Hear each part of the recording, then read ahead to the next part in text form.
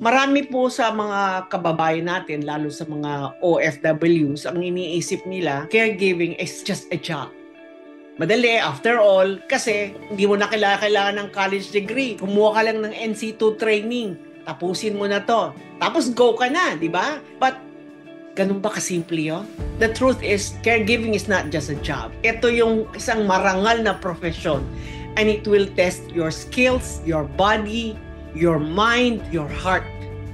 And kapag hindi ka preparado, caregiving can break you. In caregiving, pwede kang magkaroon ng anxiety, panic attacks. It will make you sick kung hindi ka preparado. Pang-preparasyon ay katawan, puso at isipan. Ito yung sinasabi kong physical. Na ipeprepara mo ang sarili mo, lalong-lalo na kung magki-caregiver ka abroad. Wala kang support system, mag-isa mo. Kaya sa mga caregivers o OFW na malayo sa pamilya, ngayon pa lang po sinasabi ko, saludo po ako. Napakahirap mag-isa. At lalong-lalo na kung namumroblema ka, hindi ka preparado sa caregiving role.